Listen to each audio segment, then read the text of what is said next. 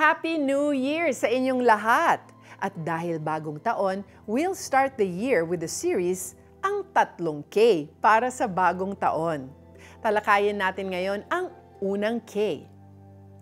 May K ka ba this New Year?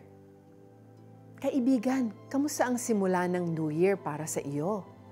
Magkahalong confidence and kaba siguro ang feeling mo.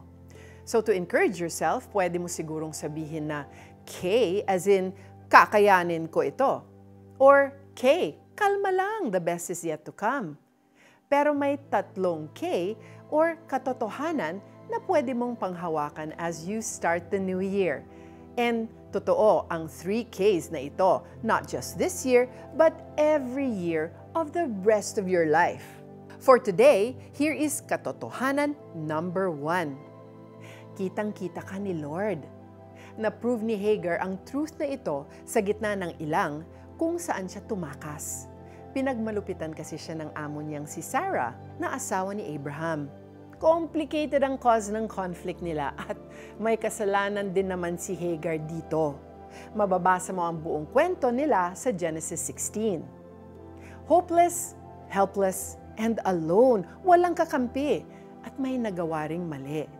Deserve niya rin siguro ang nangyari sa kanya, kaya ine-expect ni Hagar na bahala na lang talaga siya sa buhay niya. Pero dito niya na-encounter si Lord. Nabuksan ang mga mata ni Hagar to the astounding truth that made her say, "Ikaw ang Diyos na nakakakita."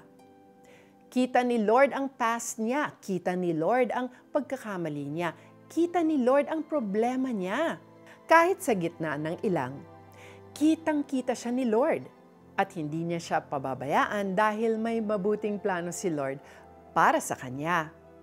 Ang Diyos na na-encounter ni Hagar sa ilang is the same God who is watching over you. Alam niya ang past mo. Kitang-kita niya ang pinagdadaanan mo ngayon at may magandang plano siya sa future mo.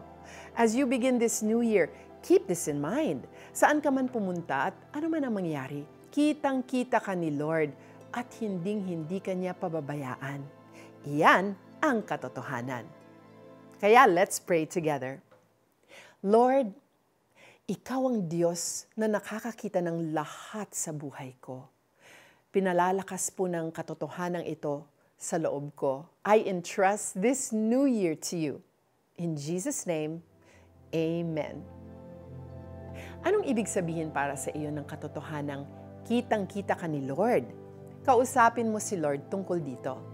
Kaya't nasabi ni Hagar sa sarili, "Talaga bang nakita ko rito ang Diyos na nakakakita sa akin at hanggang ngayon buhay pa rin ako?" Kaya't tinawag niya si Yahweh ng ganito, "Ikaw ang Diyos na nakakakita." Genesis 16:13. Tunay ngang kitang-kita kayo ni Lord. Hindi lang yan,